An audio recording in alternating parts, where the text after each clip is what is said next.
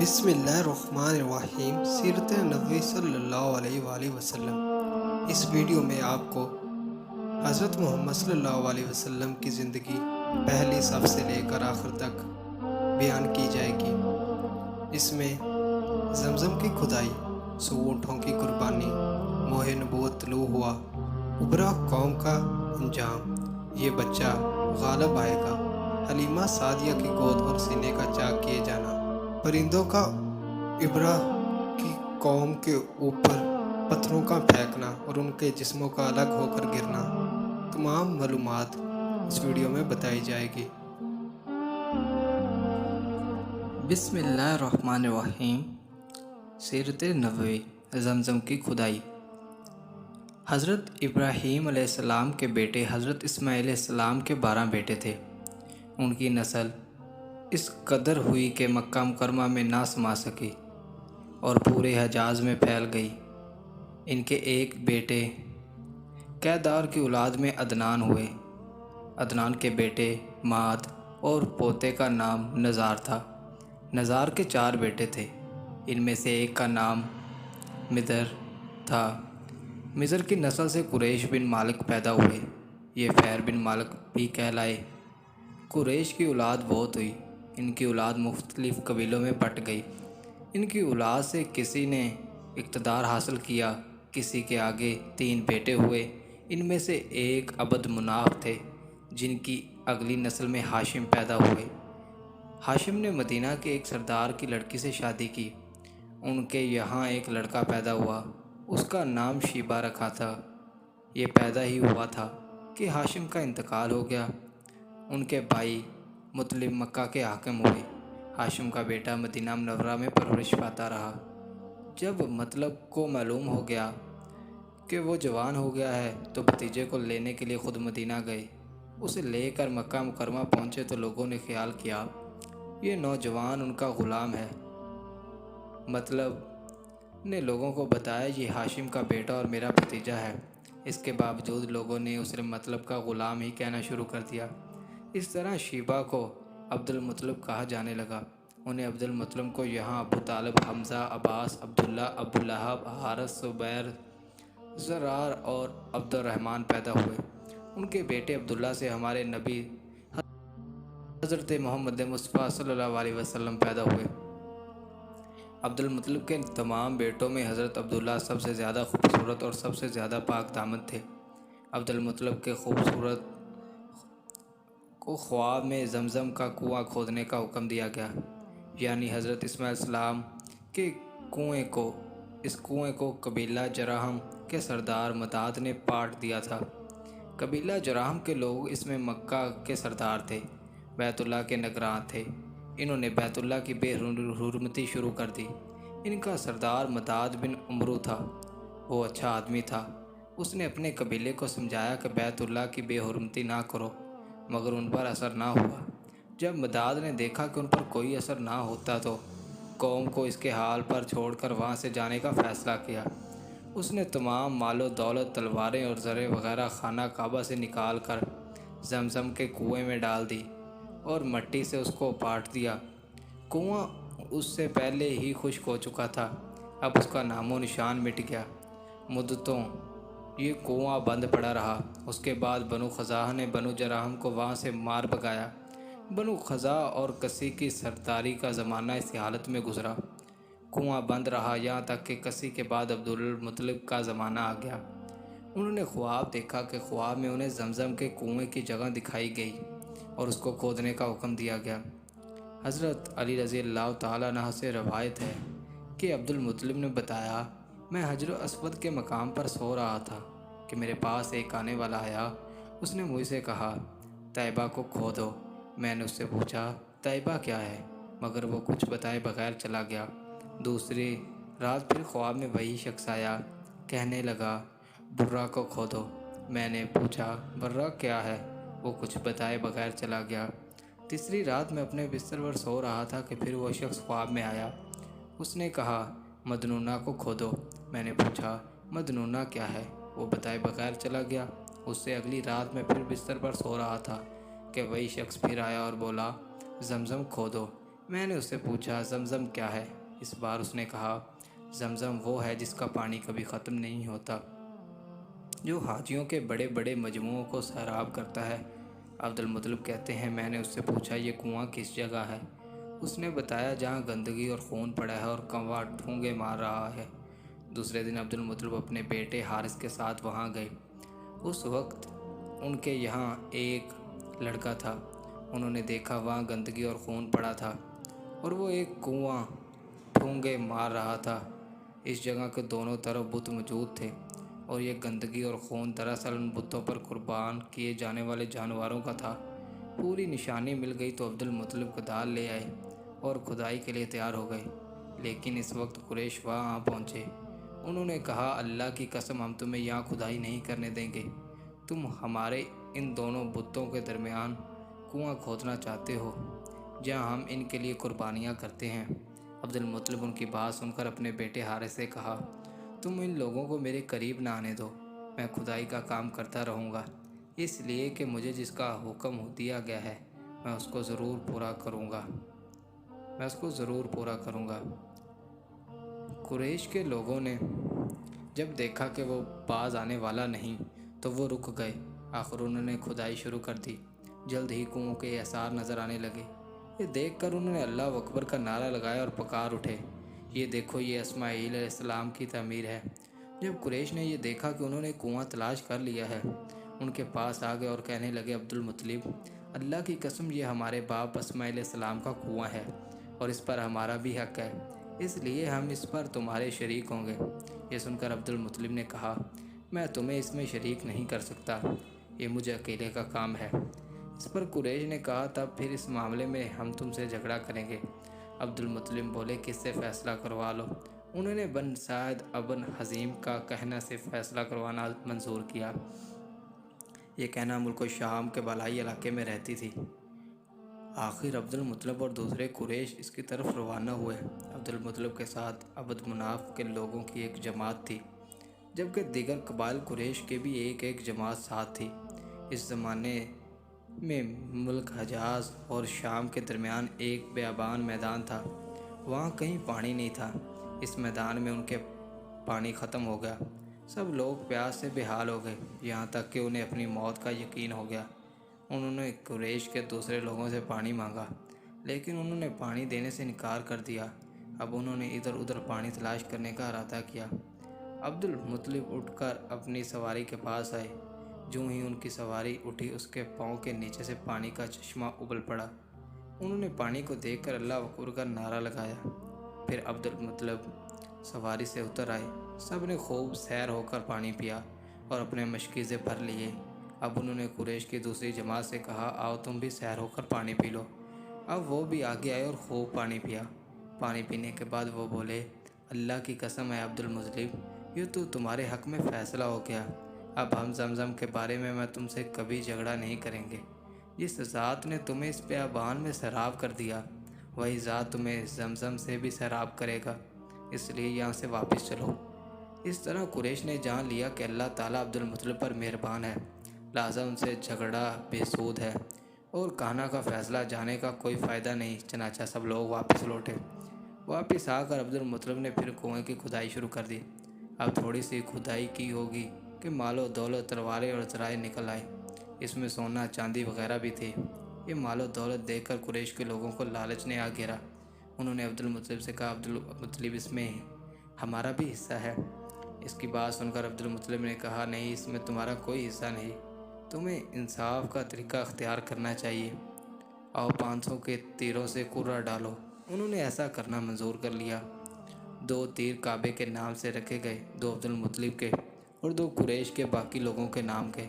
پھانسا پھینکا گیا تو مال و دولت کعبہ کا نام نکلا، تلواریں اور ذرائع عبد المطلب کے نام اور قریشوں کے نام کے جو تیر تھے وہ کسی چیز پر نہ نکلے۔ اس طرح فیصلہ ہو گیا کہ عبد المطلب نے کعبے کے دروازے کو سونوں سے سجا دیا۔ زمزم کی کھدائی سے پہلے عبد المطلب نے دعا مانگی تھی کہ اے اللہ اس کی کھدائی کو مجھ پر آسان کر دے، میں اپنا ایک بیٹا تیرے راستے میں ذبح کروں گا۔ اب جب کہ کنواں نکل آیا تو انہیں خواب میں حکم دیا گیا کہ اپنی منت پوری کرو، یعنی کہ ایک بیٹے کو ذبح کرو۔ किस्त नंबर 2 सीरत नबवी 100 ऊँटों की कुर्बानी। अब्दुल मुतलिब को ये हुक्म उस वक्त दिया गया जब वो उन्हें अपनी मन्नत भूल चुके थे। पहले ख्वाब में उनसे कहा गया कि मन्नत को पूरी करो। उन्होंने एक मेंढा ज़िबा करके गरीबों को खिला दिया। फिर ख्वाब आया इससे बड़ी पेश करो। इस मर्तबा उन्होंने एक बैल ज़िबा कर दिया। ख्वाब में फिर यही कहा गया इससे भी बड़ी पेश करो। अब उन्होंने एक ऊँट ज़िबा किया। फिर ख्वाब आया उससे भी बड़ी चीज़ पेश करो। उन्होंने पूछा इससे भी बड़ी चीज़ क्या है? तब कहा गया अपने बेटों में से किसी को ज़िबा करो जैसा कि तुमने मन्नत मानी थी। अब उन्हें अपनी मन्नत याद आई, अपने बेटे को जमा किया, उनसे मन्नत का जिक्र किया। सबके सर झुक गए, कौनों खुद को ज़िबा करवाता। आखिर अब्दुल्ला बोले, अबू जान आप मुझे ज़िबा कर दें। ये सबसे छोटे थे, सबसे खूबसूरत थे, सबसे ज़्यादा मोहब्बत भी अब्दुल मुतलिब को उन्हीं से थी। लिहाजा उन्होंने कुर्रा अंदाज़ी करने का इरादा किया। तमाम बेटों के नाम लिखकर कुर्रा डाला गया। अब्दुल्ला का नाम निकला। अब उन्होंने छुरी ली, अब्दुल्ला के बाजू से पकड़ा और उन्हें ज़िबा करने के लिए नीचे लटा दिया। जो ही बाप ने बेटे को लटाया, आवाज़ से ज़ब्त न हो सका, फ़ौरन आगे बढ़े और भाई को खींच लिया। इस वक्त ये खुद भी छोटे से थे। इधर बाप ने अब्दुल्ला को खींचा। इस खींचा तानी में अब्दुल्ला के चेहरे पर खराशें भी आई। इस खराशों के निशानात मरते दम तक बाकी रहे। इस दौरान बनु खज़ूम के लोग आ गए। उन्होंने कहा, आप इस तरह बेटे को ज़िबा ना करें, इसकी माँ की ज़िंदगी ख़राब हो जाएगी। अपने रब को राज़ी करने के लिए बेटे का फ़िदिया दे दो। अब सवाल ये था कि फ़िदिया क्या दिया जाए। उसकी तरकीब ये बताई गई कि कागज़ के एक कागज़ पर 10 ऊँट लिखे जाए, दूसरे पर अब्दुल्ला का नाम लिखा जाए। अगर 10 ऊँट वाली पर्ची निकले तो 10 ऊँट कुर्बान कर दिए जाएं। अगर अब्दुल्ला वाली पर्ची निकले तो 10 ऊँट का इजाफा कर दिया जाए। बस 20 ऊँट वाली पर्ची और अब्दुल्ला वाली पर्ची डाली जाए। अब अगर 20 ऊँट वाली पर्ची निकले तो 20 ऊँट कुर्बान कर दिए जाएं, वरना 10 ऊँट और बढ़ा दिए जाएं। इस तरह 10-10 करके ऊँट बढ़ाते जाएं। अब्दुल मुतलिब ने ऐसा किया। 10-10 ऊँट बढ़ते चले गए। हर बार अब्दुल्ला का नाम निकलता चला गया, यहाँ तक ऊँटों की तादाद 100 तक पहुँच गई। तब कहीं जाकर ऊँटों वाली पर्ची निकली। इस तरह उनकी जान के बदले 100 ऊँट कुर्बान किए गए। अब्दुल मुतलिब को अब पूरा इत्मीनान हो गया कि अल्लाह ताला ने अब्दुल्ला के बदले 100 ऊँटों की कुर्बानी मंजूर कर ली। उन्होंने काबे के पास 100 ऊँट कुर्बान किए और किसी को खाने से ना रोका। सब इंसानों, जानवरों और परिंदों ने उनको खाया। इमाम ज़हरी कहते हैं कि अब्दुल मुतलिब पहले आदमी हैं जिन्होंने आदमी की जान की कीमत 100 ऊँट देने का तरीका शुरू किया। इससे पहले 10 ऊँट दिए जाते थे। इसके बाद यह तरीका सारे अरब में जारी हो गया। गोया कानून बन गया कि आदमी का फ़िदिया 100 ऊँट है। नबी करीम सल्लल्लाहु अलैहि वसल्लम के सामने जब ये जिक्र आया तो आपने इस फ़िदिये की तस्दीक फरमाई, यानी फरमाया कि ये दुरुस्त है। और इसी बुनियाद पर नबी करीम सल्लल्लाहु अलैहि वसल्लम फरमाते हैं, मैं 2 ज़बीह यानी हज़रत इस्माइल अलैहिस्सलाम और हज़रत अब्दुल्ला की औलाद हूँ। यानी हज़रत अब्दुल्ला कुरैश में सबसे ज़्यादा हसीन थे और इनका चेहरा रोशन सितारे की मानत था। कुरैश की बहुत सी लड़कियाँ इनसे शादी करना चाहती थी, मगर हज़रत अब्दुल्ला की हज़रत आमना से शादी हुई। हज़रत आमना वहाब बिन अब्दुल मनाफ बिन ज़हरा की बेटी थी। शादी के वक्त हज़रत अब्दुल्ला की उम्र 18 साल थी। ये शादी के लिए अपने वालिद के साथ जा रहे थे। रास्ते में एक औरत काबे के पास नज़र आई। ये औरत वर्का बिन नवाफल की बहन थी। वर्का बिन नवाफल कुरैश के एक बड़े आलम थे। वर्का बिन नवाफल ने उनकी बहन से सुन रखा था कि वक्त के आखिरी नबी का ज़हूर होने वाला है और उनकी निशानियों में से एक निशानी ये होगी कि उनके वालिद के चेहरे में नबूवत का नूर चमकता होगा। जो ही उसने अब्दुल्ला को देखा, फ़ौरन उसके जहन में ये बात आई। इसने सोचा हो ना हो वो शख्स है जो पैदा होने वाला नबी का बाप होगा। चनाचा उसने कहा, अगर तुम मुझसे शादी कर लो तो मैं बदले में तुम्हें इतने ही ऊँट दूंगी जितनी तुम्हारी जान पर के बदले में ज़िबा किए गए थे। उस पर उन्होंने जवाब दिया, मैं अपने बाप के साथ हूँ, उनकी मर्ज़ी के ख़िलाफ़ कुछ नहीं कर सकता, उनसे अलग हो सकता हूँ और मेरे वालिद बाइज़्ज़त आदमी हैं, अपनी कौम के सरदार हैं। बहरहाल उनकी शादी हज़रत आमना से हो गई। आप कुरैश की औरतों में नस्ब और मकाम के एतबार से अफजल थी। हज़रत आमना हज़रत अब्दुल्ला के घर आ गई। आप फरमाती हैं, जब मैं माँ बनने वाली हुई तो मेरे पास एक शख्स आया, यानी एक फ़रिश्ता इंसान शक्ल में आया اس وقت میں جاگنے اور سونے کے درمیانی حالت میں عام طور پر اس جہالت کی غنودگی کہا جاتا ہے۔ اس نے مجھ سے کہا، تمہیں معلوم ہے تم اس امت کی سردار اور نبی کی ماں بننے والی ہو۔ اس کے بعد وہ پھر اس وقت آیا جب نبی کریم صلی اللہ علیہ وسلم پیدا ہونے والے تھے۔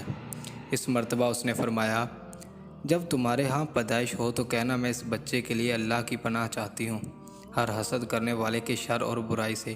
پھر تم اس بچے کا نام محمد رکھنا، کیونکہ ان کا نام تورات میں احمد ہے اور زمین اور آسمان والے ان کی تعریف کرتے ہیں، جبکہ قرآن میں ان کا نام محمد ہے اور قرآن ان کی کتاب ہے۔ ایک روایت کے مطابق فرشتے نے ان سے یہ کہا، تم وقت کے سردار کی ماں بننے والی ہو۔ اس بچے کی نشانی یہ ہوگی کہ اس کے ساتھ ایک نور ظاہر ہوگا جس سے ملک شام اور بصرہ کے محلات بھر جائیں گے۔ جب وہ بچہ پیدا ہو جائے گا تو اس کا نام محمد رکھنا، کیونکہ تورات میں ان کا نام احمد ہے کہ آسمان اور زمین والے ان کی تعریف کرتے ہیں، اور انجیل میں ان کا نام احمد ہے کہ آسمان اور زمین والے ان کی تعریف کرتے ہیں، اور قرآن میں ان کا نام محمد ہے۔ حضرت عبداللہ کے چہرے میں جو نور چمکا تھا، شادی کے بعد وہ حضرت آمنہ کے چہرے میں آ گیا تھا۔ امام ظاہری فرماتے ہیں، حاکم نے یہ روایت بیان کی ہے کہ اس کو صحیح قرار دیا ہے کہ صحابہ رضی اللہ تعالیٰ عنہ نے حضور نبی کریم صلی اللہ علیہ وسلم سے عرض کیا، ہے اللہ کے رسول، ہمیں اپنے بارے میں کچھ بتائیں۔ آپ صلی اللہ علیہ وسلم نے ارشاد فرمایا، میں اپنے باپ ابراہیم علیہ السلام کی دعا ہوں، اپنے بھائی عیسیٰ علیہ السلام کی بشارت ہوں اور خوشخبری ہوں۔ جب میں اپنی والدہ کی شکم میں آیا تو انہوں نے دیکھا گویا ان سے ایک نور ظاہر ہوا جس سے ملک و شام کے بصرہ کے محلات روشن ہو گئے۔ حضرت آمنہ نے حضرت حلیمہ سعدیہ سے فرمایا تھا، میرے اس بچے کی شان نرالی ہے، یہ میرے پیٹ میں تھا تو مجھے کوئی اور بوجھ اور تھکن محسوس نہیں ہوئی۔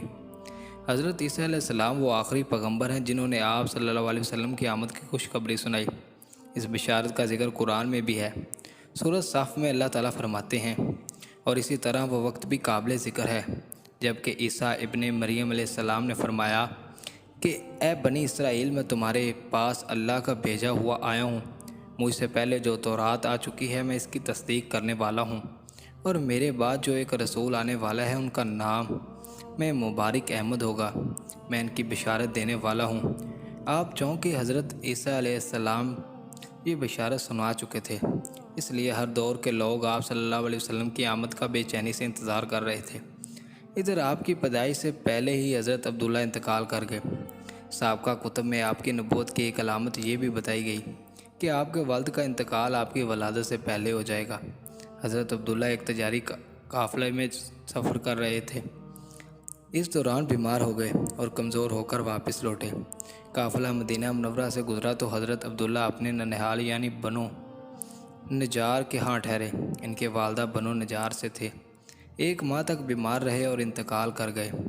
انہیں یہیں دفن کر دیا گیا۔ تجارتی قافلہ جب حضرت عبداللہ کے بغیر مکہ مکرمہ پہنچا تو عبدالمطلب کو پتہ چلا کہ ان کے بیٹے عبداللہ بیمار ہو گئے ہیں اور مدینہ منورہ میں اپنی ننہال میں ہیں، تو انہیں لانے کے لیے عبدالمطلب نے اپنے بیٹے زبیر کو بھیجا۔ جب یہ وہاں پہنچا تو عبداللہ کا انتقال ہو چکا تھا۔ مطلب یہ آپ صلی اللہ علیہ وسلم اس دنیا میں اپنے والد کی وفات کے چند ماہ بعد تشریف لائے۔ قسط نمبر 3، سیرت نبوی۔ ماہ نبوت طلوع ہوا۔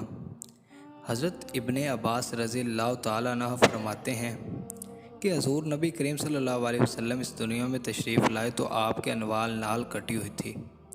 انوال نال کو بچہ پیدا ہونے کے بعد دائیاں کاٹتی ہیں۔ آپ ختنہ شدہ پیدا ہوئے۔ عبدالمطلب یہ دیکھ کر بے حد حیران ہوئے اور خوش بھی ہوئے۔ وہ کہا کرتے تھے، میرا بیٹا نرالی شان کا ہوگا۔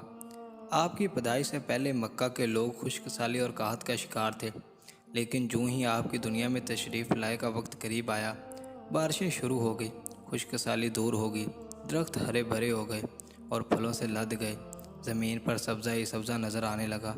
پیدائش کے وقت آپ اپنے ہاتھوں پر جھکے ہوئے تھے، سر آسمان کی طرف تھا۔ ایک روایت کے الفاظ یہ ہیں کہ گھٹنوں کے بل جھکے ہوئے تھے، مطلب یہ کہ سجدے کی حالت میں تھے۔ آپ کی مٹھی بند تھی اور شہادت کی انگلی اٹھی ہوئی تھی، جیسا کہ ہم نماز میں اٹھاتے ہیں۔ حضور انور صلی اللہ علیہ وسلم فرماتے ہیں، جب میری والدہ نے مجھے جنم دیا تو ان سے ایک نور نکلا، اس نور سے شام کے محلات جگمگا اٹھے۔ آپ صلی اللہ علیہ وسلم کی والدہ سیدہ آمنہ فرماتی ہیں، محمد صلی اللہ علیہ وآلہ وسلم کی پیدائش کے وقت ظاہر ہونے والے نور کی روشنی میں مجھے بصرہ میں چلنے والی اونٹوں کی گردنیں تک نظر آئی۔ علامہ سہلی رحمۃ اللہ علیہ نے لکھا ہے، جب آپ پیدا ہوئے تو آپ نے اللہ کی تعریف کی اور ایک روایت میں یہ الفاظ آئے، اللہ اکبر کبیرہ والحمدللہ کثیرہ وسبحان اللہ بکرۃ وصیلہ۔ اللہ تعالیٰ سب سے بڑا ہے، اللہ تعالیٰ کی بے حد تعریف ہے اور میں صبح و شام اللہ کی پاکی بیان کرتا ہوں۔ آپ کی ولادت کس سن ہوئی، اس بات پر سب کا اتفاق ہے کہ وہ پیر کا دن تھا۔ آپ صبح فجر طلوع ہونے کے وقت دنیا میں تشریف لائے۔ تاریخ پیدائش کے سلسلے میں بہت سے قول ہیں۔ ایک روایت کے مطابق 12 ربیع الاول کو پیدا ہوئے، ایک روایت 8 ربیع الاول کی ہے، ایک روایت 2 ربیع الاول کو پیدا ہوئے۔ اس سلسلے میں اور بھی بہت سی روایات ہیں۔ زیادہ تر مورخین کا خیال ہے کہ آپ 8 ربیع الاول کو پیدا ہوئے۔ تقویم کے طریقے کے حساب سے جب تاریخ نکالی گئی تو 9 ربیع الاول نکلی۔ مطلب یہ کہ اس بارے میں بالکل صحیح بات کسی کو معلوم نہیں۔ اس پر سب کا اتفاق ہے کہ مہینہ ربیع الاول کا تھا اور دن پیر کا۔ یہ بھی کہا جاتا ہے کہ آپ کو پیر کے دن ہی نبوت ملی، پیر کے روز ہی آپ نے مدینہ منورہ کی طرف ہجرت فرمائی اور پیر کے روز ہی آپ کی وفات ہوئی۔ آپ عام الفیل میں پیدا ہوئے، یعنی ہاتھیوں والے سال میں۔ اس سال کو ہاتھیوں والا سال اس لیے کہا جاتا ہے کہ ابرا نے ہاتھیوں کے ساتھ مکہ مکرمہ پر چڑھائی کی۔ آپ کی پیدائش اس وقت کے کچھ ہی دن بعد ہوئی تھی۔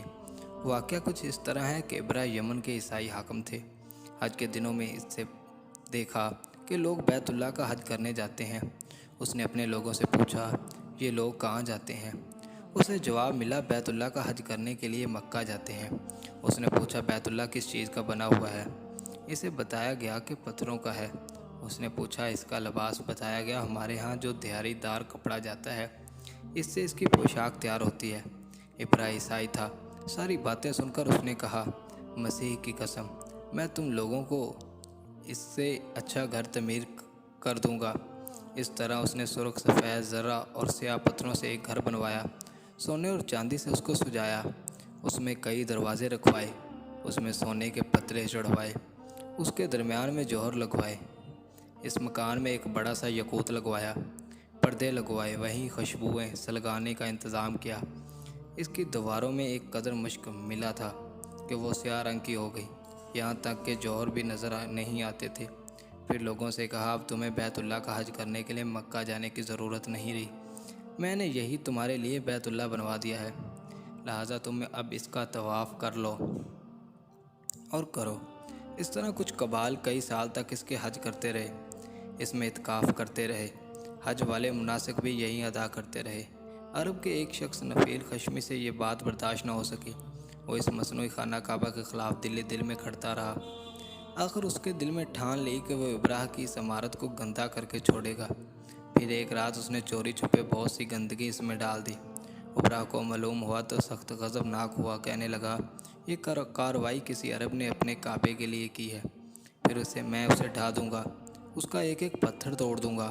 اس نے شام و حبشہ کو یہ تفصیلات لکھ کے دی۔ اس نے درخواست کی کہ وہ اپنا ہاتھی بھیج دے۔ اس ہاتھی کا نام محمود تھا۔ وہ اس قدر بڑا تھا کہ اتنا بڑا ہاتھی روئے زمین پر دیکھنے میں نہیں آیا تھا۔ جب ہاتھی اس کے پاس پہنچا گیا تو وہ اپنے فوج لے کر نکلا اور مکہ کا رخ کیا۔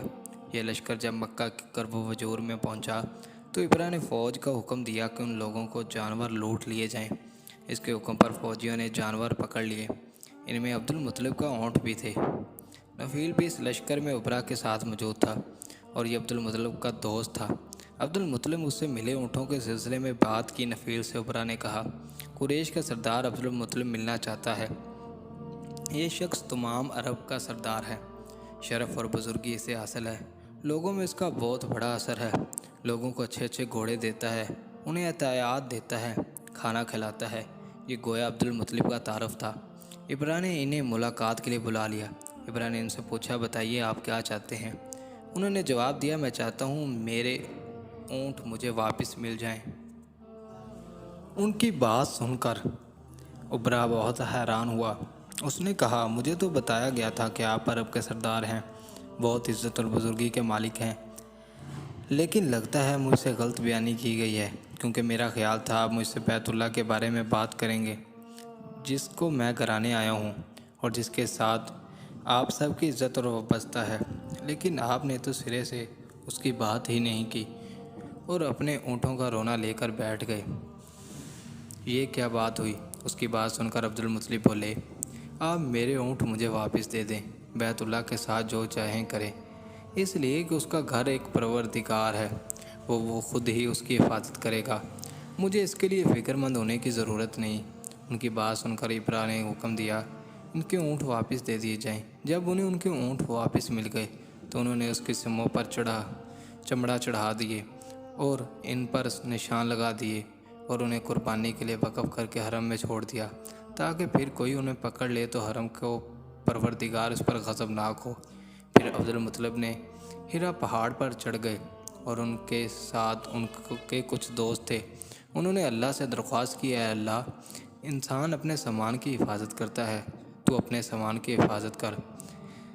ادھر سے ابرا اپنے لشکر لے کر آگے بڑھا، وہ خود ہاتھی پر سوار لشکر کے درمیان موجود تھا۔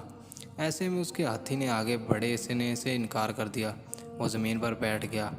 ہاتھی بانوں نے اسے اٹھانے کی کوشش کی لیکن وہ نہ اٹھا۔ انہوں نے اس کے سر پر ضربیں لگائی، ان کو چبھوئے مگر وہ کھڑا نہ ہوا۔ کچھ سوچ کر انہوں نے اس کا رخ یمن کی طرف کیا تو وہ فوراً اس طرف چلنے لگا۔ اس کا رخ پھر مکہ کی طرف کیا گیا تو پھر رک گیا۔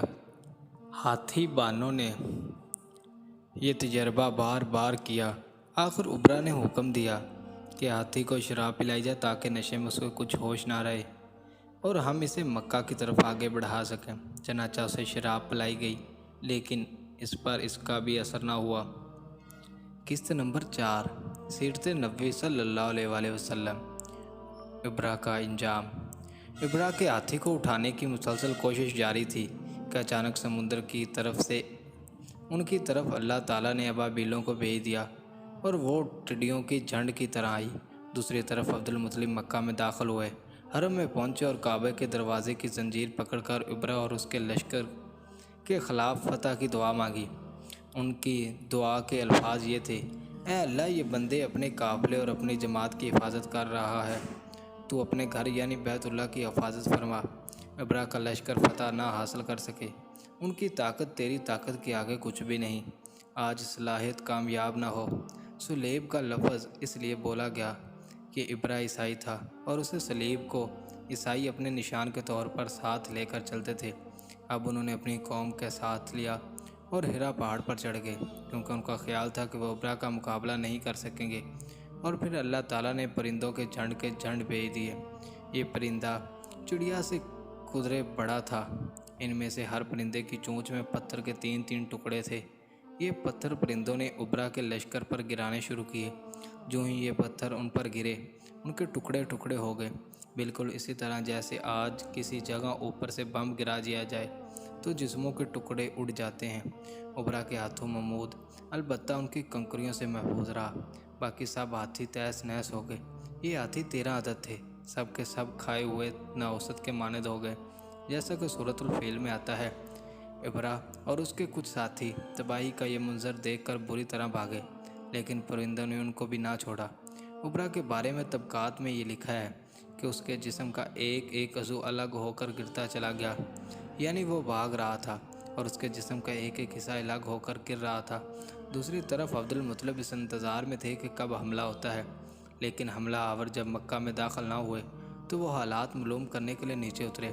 مکہ سے باہر نکلے تب انہوں نے دیکھا سارا لشکر تباہ ہو چکا ہے، خواب مال غنیمت ان کے ہاتھ لگا ہے، بے شمار سامان ہاتھ آیا، مال میں سونا چاندی بے تحاشا تھا۔ لشکر میں سے کچھ لوگ ایسے بھی تھے جو واپس نہ بھاگے تھے، یہ مکہ میں رہ گئے تھے۔ اس میں ابرا کے ہاتھی کی مہاوت بھی تھا جو محمود کو آگے لانے میں ناکام رہا تھا۔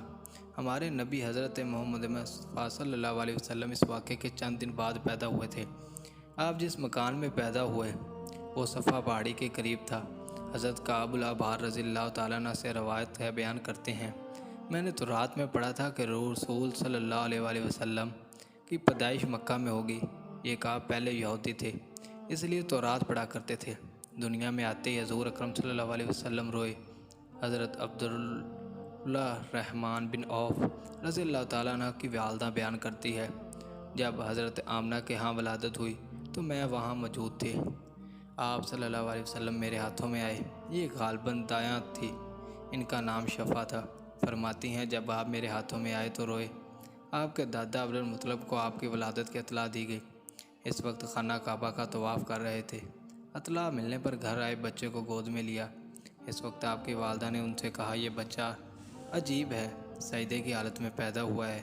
یعنی پیدا ہوتے ہی اس نے پہلے سجدہ کیا، پھر سجدے سے سر اٹھا کر انگلی آسمان کی طرف اٹھائی۔ عبدالمطلب نے آپ کو دیکھا، اس کے بعد آپ کو کعبے میں لے آئے، آپ کو گود میں لیے رہے اور طواف کرتے رہے، پھر واپس لا کر حضرت آمنہ کو دیا۔ آپ کو عرب کے دستور کے مطابق ایک برتن سے ڈھانپا گیا، لیکن وہ برتن ٹوٹ کر آپ کے اوپر سے ہٹ گیا۔ اس وقت آپ اپنا انگوٹھا چوستے نظر آئے۔ اس موقع پر شیطان بری طرح چیخا۔ تفسیر ابن مخلد میں ہے کہ شیطان صرف 4 مرتبہ چیخا۔ پہلی بار اس وقت جب اللہ تعالیٰ نے اسے ملعون ٹھہرایا، دوسری بار اس وقت جب اسے زمین پر اتارا گیا، تیسری بار اس وقت چیخا جب ان حضرت صلی اللہ علیہ وسلم کی پیدائش ہوئی، اور چوتھی مرتبہ اس وقت چیخا جب نبی کریم صلی اللہ علیہ وسلم پر سورۃ فاتحہ نازل ہوئی۔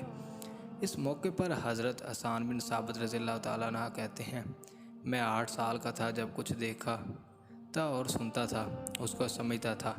ایک صبح میں نے یثرب یعنی مدینہ منورہ میں ایک یہودی کو دیکھا۔ وہ ایک اونچے ٹیلے پر چڑھ کر چلا رہا تھا۔ لوگ اسے یہودی کے گرد جمع ہو گئے اور بولے، کیا بات ہے، کیوں چیخ رہے ہو؟ یہودی نے جواب دیا، احمد کا ستارہ طلوع ہو گیا ہے اور وہ آج رات پیدا ہو گئے۔ حضرت حسان بن ثابت رضی اللہ تعالیٰ عنہ بعد میں 60 سال کی عمر میں مسلمان ہوئے تھے۔ 120 سال کی عمر میں انہوں نے وفات پائی۔ گویا ایمان کی حالت میں 60 سال زندہ رہے۔ بہت اچھے شاعر تھے۔ نبی کریم صلی اللہ علیہ وسلم کی اپنے اشعار میں تعریف کیا کرتے تھے اور دشمنوں کو برائی اشعار میں بیان کرتے تھے۔ غزوات کے موقع پر اشعار کے ذریعے مسلمانوں کو جوش دلاتے تھے۔ اسی بنیاد پر انہیں شاعر رسول کا خطاب ملا تھا۔ حضرت قابل ابار رضی اللہ تعالیٰ عنہ فرماتے ہیں کہ میں نے تورات میں پڑھا ہے کہ اللہ تعالیٰ نے حضرت موسیٰ علیہ السلام کو حضرت صلی اللہ علیہ وسلم کی ولادت کے وقت کی خبر دی تھی۔ حضرت موسیٰ علیہ السلام نے انہیں اپنی قوم بنی اسرائیل کی اس لیے اطلاع دی تھی۔ اس سلسلے میں انہوں نے فرمایا، تمہارے نزدیک جو مشہور چمکدار ستارہ ہے، جب وہ حرکت میں آئے گا تو وہی وقت رسول صلی اللہ علیہ وسلم کی پیدائش ہوگی۔ یہ خبر بنی اسرائیل کے علماء ایک دوسرے کو دیتے چلے آئے تھے، اور اسی طرح بنی اسرائیل کے بھی حضرت کی ولادت کا وقت یعنی حز اس کی علامت معلوم تھی۔ حضرت عائشہ رضی اللہ تعالیٰ عنہ سے روایت ہے کہ ایک یہودی عالم مکہ میں رہتا تھا۔ جب وہ رات آئی جس سے حضرت صلی اللہ علیہ وسلم پیدا ہوئے تو وہ قریش کے ایک مجلس میں بیٹھا تھا۔ اس نے کہا، کیا تمہارے ہاں آج کوئی بچہ پیدا ہوا ہے؟ لوگوں نے کہا، ہمیں تو معلوم نہیں۔ اس پر اس یہودی نے کہا، میں جو کچھ کہتا ہوں اسے اچھی طرح سن لو۔ آج اس امت کا آخری نبی پیدا ہو گیا ہے، اور قریش کے لوگوں وہ تم میں سے ہے، یعنی وہ قریشی ہے۔ اس کے کندھے کے پاس ایک علامت ہے، یعنی مہر نبوت۔ اس میں بہت زیادہ بال ہیں، یعنی گلے بال ہیں، اور یہ نبوت کا نشان ہے، نبوت کی دلیل ہے۔ اس بچے کی ایک علامت یہ ہے کہ وہ 2 رات تک دودھ نہیں پیے گا۔ ان باتوں کا ذکر اس کی نبوت کے علامات کے طور پر پرانی کتب میں موجود تھا۔ علامہ ابن حجر نے لکھا ہے، یہ بات درست ہے، آپ نے 2 دن تک دودھ نہیں پیا تھا۔ یہودی عالم نے جب یہ باتیں بتائی تو لوگ وہاں سے اٹھ گئے۔ انہیں یہودی کی باتیں سن کر بہت حیرت ہوئی تھی۔ جب وہ لوگ اپنے گھروں میں پہنچے تو ان میں سے ہر ایک نے ان کی باتیں اپنے گھر کے افراد کو بتائی۔ عورتوں کو چونکہ حضرت آمنہ کے ہاں بیٹا پیدا ہونے کی خبر ہو چکی تھی، اس لیے انہوں نے اپنے مردوں کو بتایا کہ ذرا چل کے مجھے وہ بچہ دکھاؤ۔ لوگ اسے ساتھ لیے حضرت آمنہ کے گھر کے باہر آئے، ان سے بچہ دکھانے کی درخواست کی۔ آپ نے بچے کو کپڑے سے نکال کر انہیں دے دیا۔ لوگوں نے آپ کے کندھے میں سے کپڑا ہٹایا۔ یہودی کی نظر جو ہی مہر نبوت پر پڑی وہ فوراً بے ہوش ہو کر گر پڑا۔ اسے ہوش آیا تو لوگوں نے اسے پوچھا، تمہیں کیا ہو گیا ہے؟ جواب میں اس نے کہا، میں اس غم سے بے ہوش ہوا تھا کہ میری قوم میں سے نبوت ختم ہو گئی، اور اے قریشیو، اللہ کی قسم یہ بچہ تم پر زبردست غلبہ حاصل کرے گا اور اس کی شہرت مشرق سے مغرب تک پھیل جائے گی۔ قسط نمبر 5، سیرت نبوی۔ محمد صلی اللہ علیہ وسلم کا ستارہ چمکا۔ ملک شام کا ایک یہودی ایز مکہ سے پیدا کچھ فاصلے پر تھا۔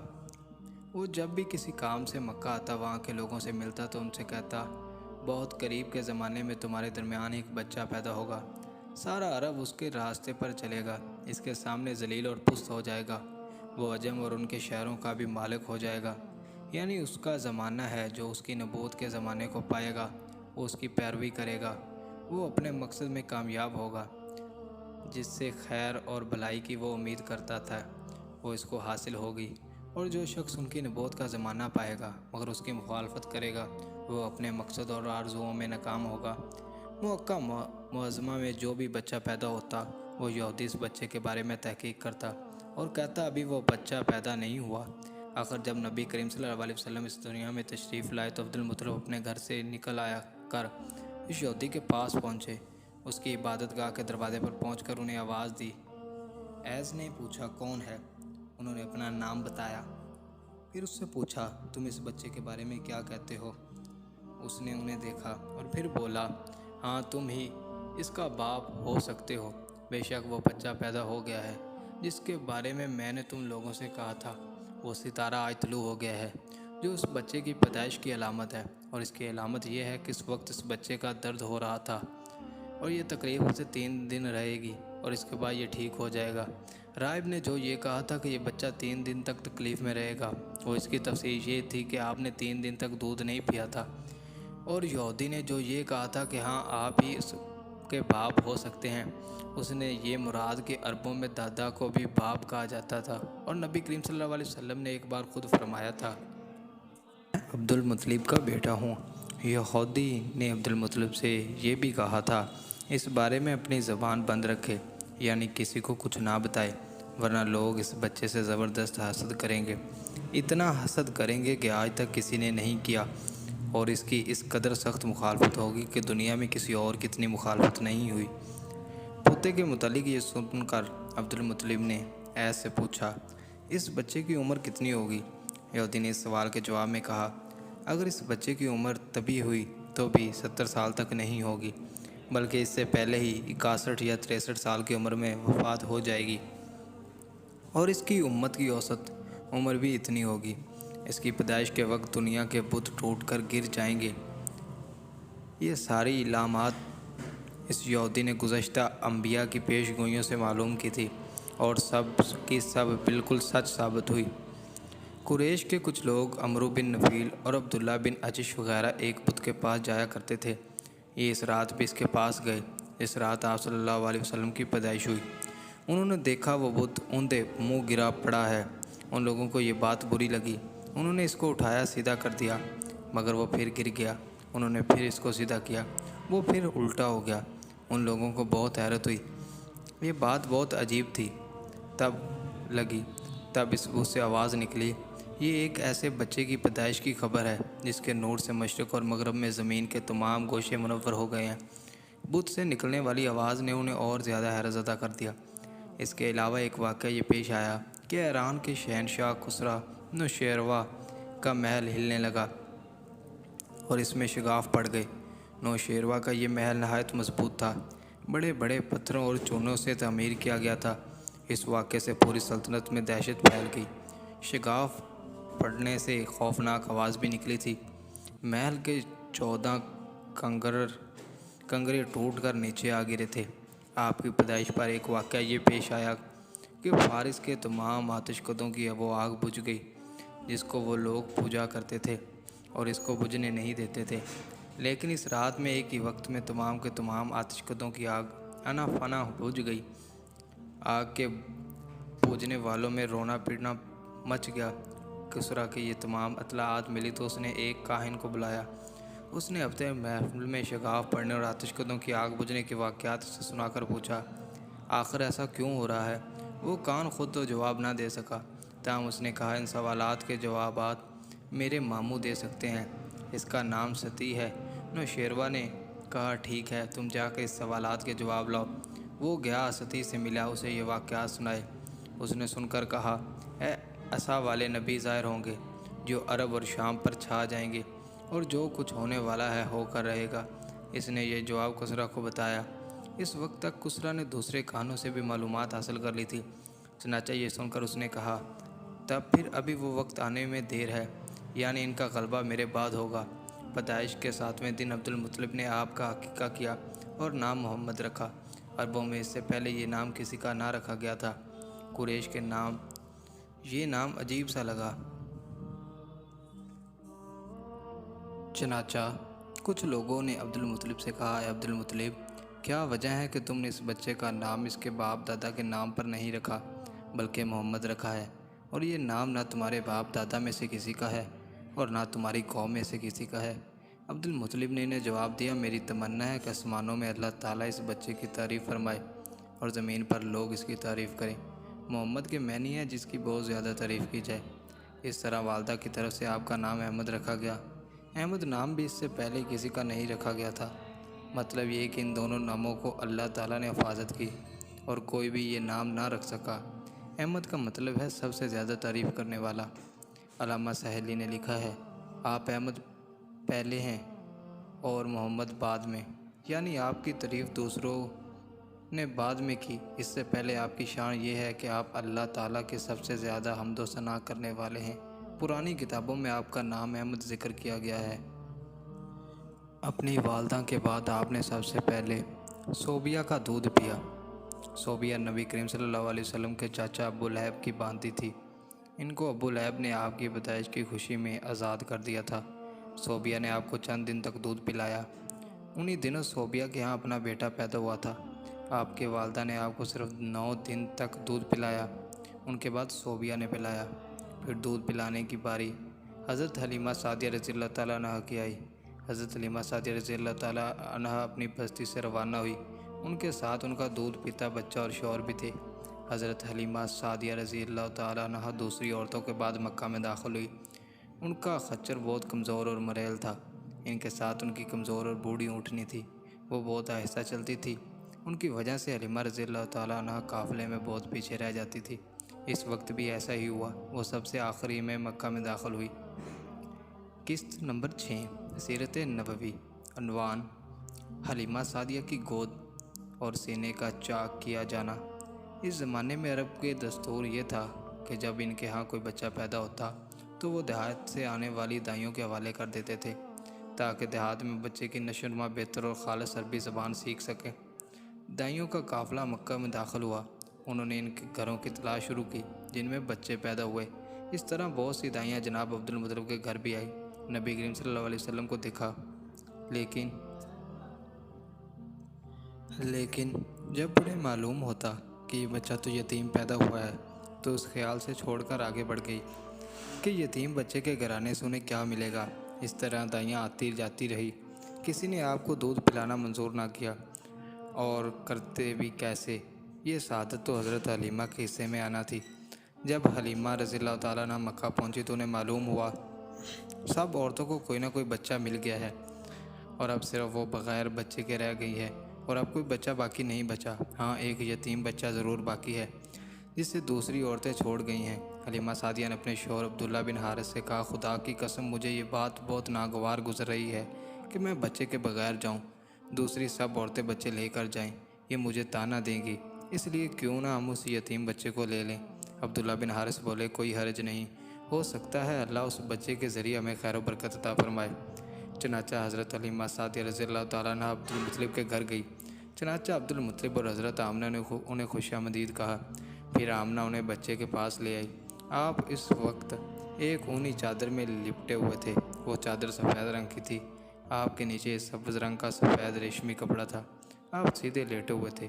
آپ کی سانس کی آواز کے ساتھ مشکی سی خوشبو نکل کر پھیل رہی تھی۔ حلیمہ سعدیہ رضی اللہ تعالیٰ عنہ آپ کے حسن و جمال کو دیکھ کر حیرت زدہ ہو گئی۔ آپ اس وقت تک سوئے ہوئے تھے۔ انہوں نے جگانا مناسب نہ سمجھا، لیکن جو ہی انہوں نے پیار سے اپنا ہاتھ آپ کے سینے پر رکھا اور آپ مسکرا دیے اور آنکھیں کھول کر ان کی طرف دیکھنے لگے۔ حضرت حلیمہ سعدیہ رضی اللہ تعالیٰ عنہ بیان فرماتی ہیں کہ میں نے دیکھا آپ کی آنکھوں سے ایک نور نکلا جو آسمان تک پہنچ گیا۔ میں نے آپ کو گود میں اٹھا کر آپ کے دونوں آنکھوں کے درمیانی جگہ پر پیار کیا۔ پھر میں نے آپ کی والدہ اور عبد المطلب سے اجازت چاہی۔ بچے کے لیے قافلے میں آئی۔ میں نے آپ کو دودھ پلانے کے لیے گود میں لٹایا اور آپ دائیں طرف سے دودھ پینے لگے۔ پہلے میں نے بائیں طرف سے دودھ پلانا چاہا لیکن آپ نے اس طرف سے دودھ نہ پیا۔ دائیں طرف سے آپ فوراً دودھ پینے لگے۔ بعد میں بھی آپ کی یہی عادت رہی، آپ صرف دائیں طرف سے دودھ پیتے تھے، بائیں طرف سے میرا بچہ دودھ پیتا تھا۔ پھر قافلہ روانہ ہوا۔ حلیمہ سعدیہ رضی اللہ تعالیٰ عنہ فرماتی ہیں، میں اپنے خچر پر سوار ہوئی، آپ کو ساتھ لے لیا۔ اب جو ہمارا خچر چلا تو اس قدر تیز چلا کہ اس نے پورے قافلوں کی سواریوں کو پیچھے چھوڑ دیا۔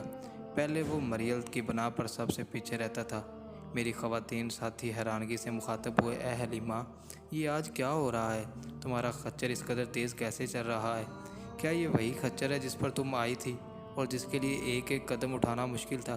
جواب میں ان سے کہا، بے شک یہ وہی خچر ہے، اللہ کی قسم اس کا معاملہ عجیب ہے۔ پھر یہ لوگ بنو سعید کی بستی میں پہنچ گئے۔ ان دونوں یہ علاقہ خشک اور قید زدہ تھا۔ حلیمہ سعدیہ رضی اللہ تعالیٰ عنہ بیان فرماتی ہیں، اس شام جب ہماری بکریاں چر کر واپس آئی تو اس کے تھن دودھ سے بھرے ہوئے تھے، جبکہ اس سے پہلے ایسا نہیں تھا۔ ان میں سے دودھ بہت کم اور بہت مشکل سے نکلتا تھا۔ ہم نے اس دن اپنی بکریوں کا دودھ دوہا تو ہمارے سارے برتن بھر گئے اور ہم نے جان لیا کہ یہ ساری برکت اس بچے کی وجہ سے ہے۔ آس پاس کی عورتوں میں بھی یہ بات پھیل گئی۔ ان کی بکریوں دستور بہت کم دودھ دے رہی تھی۔ غرض ہمارے گھر میں ہر طرف ہر چیز میں برکت نظر آنے لگی۔ دوسرے لوگ تعجب میں رہے۔ اس طرح 2 ماہ گزر گئے۔ 2 ماہ میں ہی آپ چلنے پھرنے لگے۔ آپ 8 ماہ کے ہوئے تو باتیں کرنے لگے، آپ کی باتیں سمجھ میں آتی تھی۔ 9 ماہ کی عمر میں تو آپ بہت صاف گفتگو کرنے لگے۔ اس دوران آپ نے بہت سی برکات دیکھی۔ حلیمہ سعدیہ فرماتی ہیں، جب میں آپ کو اپنے گھر لے آئی تو بنو سعید کا کوئی گھرانہ ایسا نہ تھا جس سے مشک کی خوشبو نہ آتی ہو۔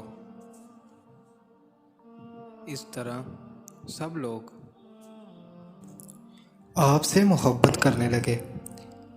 جب ہم نے آپ کا دودھ چھڑوایا تو آپ کی زبان مبارک سے یہ الفاظ نکلے، اللہ اکبر کبیرہ والحمدللہ کثیرہ سبحان اللہ بکرۃ اصیلہ، یعنی اللہ تعالیٰ بہت بڑا ہے، اللہ تعالیٰ کے لیے بے حد تعریف ہے اور اس کے لیے صبح و شام پاکی ہے۔ پھر جب آپ صلی اللہ علیہ وسلم 2 سال کے ہو گئے تو ہم آپ کو لے کر آپ کی والدہ کے پاس آئے۔ اس عمر کو پہنچنے کے بعد بچوں کی ماں باپ کے حوالے کر دیا جاتا تھا۔ ادھر ہم آپ کی برکات دیکھ چکے تھے اور ہماری آرزو تھی کہ ابھی آپ کچھ اور مدت ہمارے پاس رہیں۔ چنانچہ ہم نے اس بارے میں آپ کی والدہ سے بات کی۔ انہوں نے یوں کہا، آپ ہمیں اجازت دیجیے کہ ہم بچے کو 1 سال اور اپنے پاس رکھیں۔ میں ڈرتی ہوں کہیں اس پر مکہ کی بیماریوں اور آب و ہوا کا اثر نہ ہو جائے۔ جب ہم نے اس سے بار بار کہا تو حضرت آمنہ مان گئی اور ہم آپ کو پھر اپنے گھر لے آئے۔ جب آپ کچھ بڑے ہو گئے تو باہر نکل کر بچوں کو دیکھتے تھے، وہ آپ کو کھیلتے نظر آتے، آپ ان کے نزدیک نہ جاتے۔ ایک روز آپ نے مجھ سے پوچھا، امی جان کیا بات ہے، دن میں میرے بھائی بہن نظر نہیں آتے؟ آپ اپنے دودھ شریک بھائی عبداللہ اور بہنوں انیسہ اور شیمہ کے بارے میں پوچھ رہے تھے۔ حلیمہ رضی اللہ تعالیٰ عنہ فرماتے ہیں، میں نے آپ کو بتایا، صبح سویرے بکریاں چرانے جاتے ہیں، شام کے بعد گھر آتے ہیں۔ یہ جان کر آپ نے فرمایا، تب مجھے بھی ان کے ساتھ بھیج دیا کریں۔ اس کے بعد آپ اپنے بھائی بہنوں کے ساتھ جانے لگے۔ آپ خوش جاتے اور واپس آتے۔ ایسے میں ایک دن میرے بچے خوف زدہ انداز میں دوڑے ہوئے آئے اور گھبرا کر بولے، امی جان جلدی چلیے ورنہ بھائی محمد ختم ہو جائیں گے۔ یہ سن کر ہمارے تو ہوش ہی اڑ گئے۔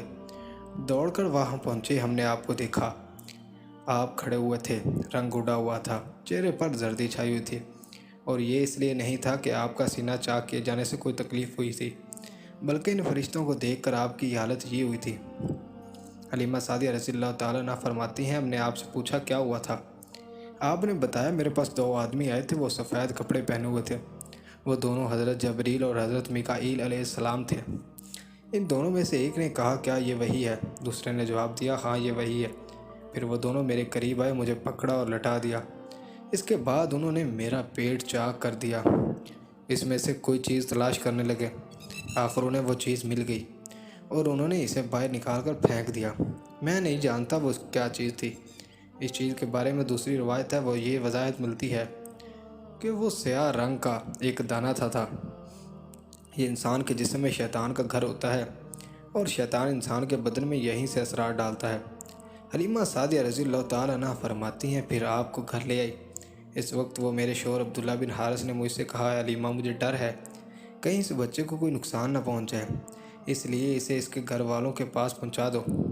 میں نے کہا ٹھیک ہے۔ پھر ہم آپ کو لے کر مکہ کی طرف روانہ ہوئے۔ جب میں نے مکہ کے بلائی علاقے میں پہنچی تو آپ اچانک غائب ہو گئے۔ میں حواس باختہ ہو گئی۔ قسط نمبر 7، سیرت نبوی صلی اللہ علیہ وآلہ وسلم۔ یہ بچہ غالب آئے گا۔ حلیمہ سعدیہ فرماتی ہیں میں پریشانی کی حالت میں مکہ پہنچی۔ آپ کے دادا عبد المطلب کے پاس پہنچی ہی میں نے کہا میں آج رات محمد کو لے کر آ رہی تھی۔ جب میں بلائی علاقے میں پہنچی تو وہ اچانک کہیں گم ہو گئے۔ اب خدا کی قسم میں نہیں جانتی وہ کہاں ہیں۔ عبد المطلب یہ سن کر فوراً کعبہ کے پاس کھڑے ہو گئے۔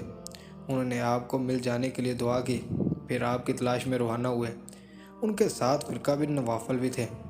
غرض دونوں تلاش کرتے کرتے تہامہ کی وادی میں پہنچے۔ ایک درخت کے نیچے انہیں ایک لڑکا کھڑا نظر آیا۔ اس درخت کی شاخیں بہت گھنی تھی۔ عبد المطلب نے پوچھا لڑکے تم کون ہو؟ حضور صلی اللہ علیہ وسلم چونک گئے۔ اس وقت تک قد نکال چکے تھے، اس لیے عبد المطلب پہچان نہ سکے۔ آپ کا قد تیزی سے بڑھ رہا تھا۔ جواب میں آپ نے فرمایا میں محمد بن عبداللہ بن عبد المطلب ہوں۔ یہ سن کر عبد المطلب بولے تم پر میری جان قربان، میں ہی تمہارا دادا عبد المطلب ہوں۔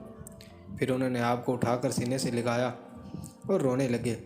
آپ کو گھوڑے پر اپنے آگے بٹھایا اور مکہ کی طرف چلے۔ گھر آ کر انہوں نے بکریاں اور گائیں ذبح کی اور مکہ والوں کو دعوت دی۔ آپ کو مل جانے کے بعد حضرت حلیمہ سعدیہ حضرت آمنہ کے پاس آئی تو انہوں نے پوچھا حلیمہ اب آپ بچے کو کیوں لے آئے؟ تو آپ کی تو خواہش تھی کہ یہ ابھی آپ کے پاس اور رہے۔ انہوں نے جواب دیا یہ اب بڑے ہو گئے ہیں اور اللہ کی قسم میں اپنی ذمہ داری پوری کر چکی ہوں۔ میں خوف محسوس کرتی ہوں کہیں انہیں کوئی حادثہ نہ پیش آ جائے، لہٰذا انہیں آپ کے سپرد کرتی ہوں۔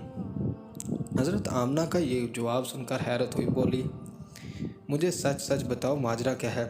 تب انہوں نے سارا حال کیا سنایا۔ حضرت حلیمہ سعدیہ نے دراصل کئی عجیب و غریب واقعات دیکھے تھے۔ ان واقعات کی وجہ سے وہ بہت پریشان ہو گئی تھی۔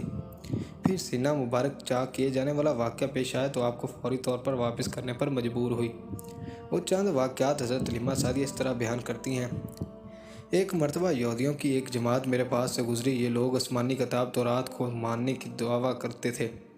میں نے ان سے کہا کیا آپ لوگ میرے اس بیٹے کے بارے میں کچھ بتا سکتے ہیں؟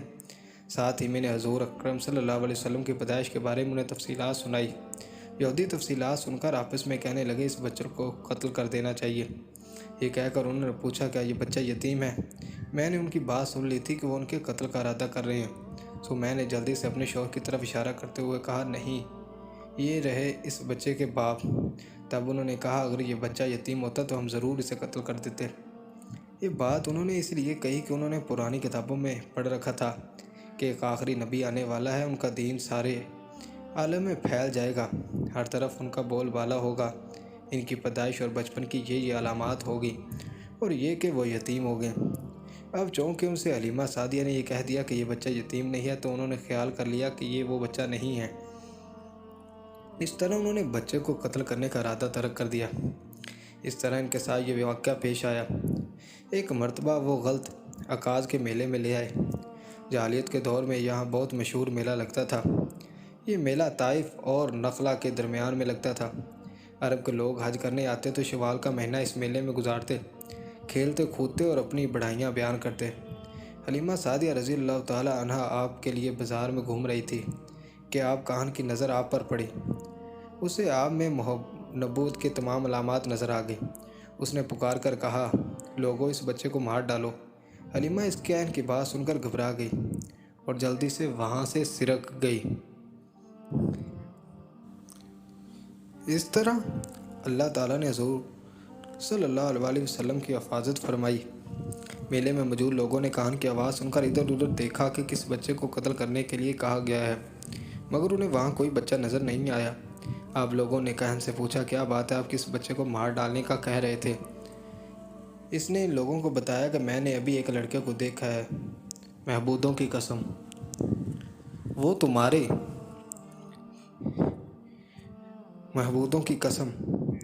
وہ تمہارے بتوں کو توڑے گا اور تمہارے دین کو ماننے والے کو قتل کرے گا۔ تمہارے بتوں کو توڑے گا اور وہ تم سب پر غالب آئے گا۔ یہ سن کر لوگ آپ کی تلاش میں ادھر ادھر دوڑے رہے لیکن ناکام رہے۔ لیکن حلیمہ سعدیہ آپ صلی اللہ علیہ وسلم کو لیے واپس آ رہی تھی کہ ذی الحجاز نے ان کا گزر ہوا۔ یہاں بھی میلہ لگا ہوا تھا۔ اس بازار میں ایک نجومی تھا۔ لوگ اس کے پاس اپنے بچوں کو لے کر آتے تھے۔ وہ بچوں کو دیکھ کر ان کی قسمت کے بارے میں اندازہ لگاتا تھا۔ حلیمہ سعدیہ اس کے نزدیک سے گزری تو نجومی کی نظر حضور اکرم صلی اللہ علیہ وسلم پر پڑی۔ نجومی کو آپ صلی اللہ علیہ وسلم کی مہر نبوت نظر آ گئی۔ ساتھ ہی آپ صلی اللہ علیہ وسلم کی آنکھوں کی خاص سرخی اس لیے دیکھ لی کہ وہ چلا اٹھا، اے عرب کے لوگوں، اس لڑکے کو قتل کر دو۔ یہ یقیناً تمہارے دین کے ماننے والوں کو قتل کرے گا، تمہارے بتوں کو توڑے گا اور تم پر غالب آئے گا۔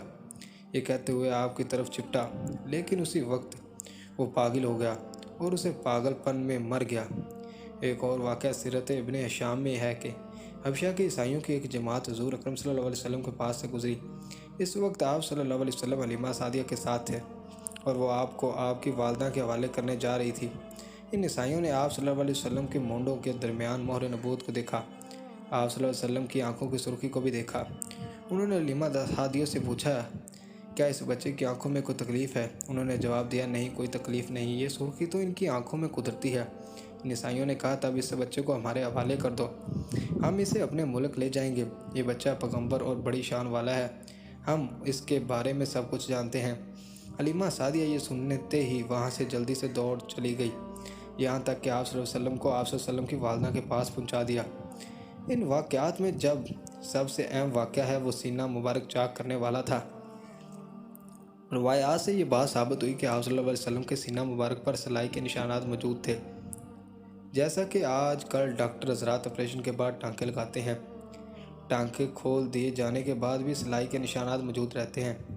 اس واقعے کے بعد حلیمہ سعدیہ اور اس کے خاوند نے فیصلہ کیا کہ اب بچے کو اپنے پاس نہیں رکھنا چاہیے۔ جب حلیمہ سعدیہ نے آپ صلی اللہ علیہ وسلم کو حضرت آمنہ کے حوالے کیا، اس وقت آپ صلی اللہ علیہ وسلم کی عمر 6 سال تھی۔ ایک روایت سے یہ ملتا ہے کہ اس وقت عمر شریف 5 سال تھی۔ ایک تیسری روایت کے مطابق عمر مبارک 6 سال تھی۔ جب حلیمہ سعدیہ نے آپ صلی اللہ علیہ وسلم کو حضرت آمنہ کے حوالے کیا تو اس کے کچھ دنوں بعد حضرت آمنہ انتقال کر گئی۔ والدہ کا سایہ بھی سر سے اٹھ گیا۔ حضرت آمنہ کی وفات مکہ اور مدینہ کے درمیان ابوا کے مقام پر ہوئی۔ آپ کو یہیں دفن کیا گیا۔ ہوا یہ کہ آپ صلی اللہ علیہ وسلم کی والدہ آپ صلی اللہ علیہ وسلم کو لے کر اپنے مکہ مدینہ منورہ گئی۔ آپ صلی اللہ علیہ وسلم کے ساتھ یمن بھی تھے۔ یمن کہتی ہیں کہ ایک دن مدینہ کے 2 یہودی میرے پاس آئے اور بولے، ذرا محمد کو ہمارے سامنے لاؤ، ہم انہیں دیکھنا چاہتے ہیں۔ آپ صلی اللہ علیہ وسلم کو سامنے لے آئے۔ انہوں نے اچھی طرح دیکھا، پھر ایک نے اپنے ساتھی سے کہا، یہ اس امت کا نبی ہے اور یہ شہر ان کی ہجرت کا ہے، یہاں زبردست جنگ ہوگی، کہتی پکڑے جائیں گے۔ آپ صلی اللہ علیہ وسلم کی والدہ کو یہودیوں کی اس بات کا پتہ چلا تو آپ ڈر گئی اور آپ صلی اللہ علیہ وسلم کو لے کر مکہ کی طرف روانہ ہو گئی، مگر راستے میں ہی ابوا کے مکان پر وفات پا گئی۔ قسط نمبر 8، سیرت نبوی صلی اللہ علیہ وآلہ وسلم۔ آپ نے اپنا پاؤں پتھر مبارک کو مارا۔ حضرت آمنہ کے انتقال کے 5 دن بعد ایمن آپ کو لے کر مکہ پہنچی۔ آپ کو عبد المطلب کے حوالے کیا۔ آپ کو یتیم ہو جانے کے انہیں اتنا صدمہ تھا کہ بیٹے کی وفات پر بھی اتنا صدمہ نہیں ہوا تھا۔ عبد المطلب کے لیے کعبہ کے سائے میں ایک قالین بچھایا جاتا تھا، وہ اس پر بیٹھا کرتے تھے۔ اس کا احترام اس قدر تھا کہ کوئی اور اس قالین پر بیٹھنا نہیں تھا، چنانچہ اس کے بیٹے اور قریش کے سردار اس قالین کے چاروں طرف بیٹھے تھے، لیکن رسول اللہ صلی اللہ علیہ وآلہ وسلم وہاں تشریف لاتے تو سیدھے اس قالین پر جا بیٹھتے۔ اس وقت آپ ایک تندرست لڑکے تھے، آپ کی عمر 9 سال کے قریب ہو چلی تھی۔ آپ کے چچا عبد المطلب کے ادب کی وجہ سے آپ اس قالین سے ہٹانا چاہتے تھے تو عبد المطلب کہتے، میرے بیٹے کو چھوڑ دو، اللہ کی قسم یہ بہت شان والا ہے۔ پھر وہ آپ کی محبت میں اس فرش پر بٹھاتے، آپ کی کمر پر شفقت سے ہاتھ پھیرتے، آپ کی باتیں سن کر حد درجے خوش ہوتے رہتے تھے۔ کبھی وہ دوسرے سے کہتے، میرے بیٹے کو یہیں بیٹھنے دو، اسے خود بھی احساس ہے کہ اس کی بڑی شان ہے اور میری آرزو ہے یہ اتنا بلند رتبہ پائے گا جو کسی عرب کی اس سے پہلے حاصل نہ ہوا اور نہ بعد میں کسی کو حاصل ہو سکے گا۔ ایک بار انہوں نے یہ الفاظ کہے کہ میرے بیٹے کو چھوڑ دو، اس کے مزاج میں طبی طور بلندی ہے، اس کی شان نرالی ہوگی۔ یہاں تک کہ عمر کے آخری حصے میں حضرت عبدالمطلب کی آنکھیں جواب دے گئی تھی۔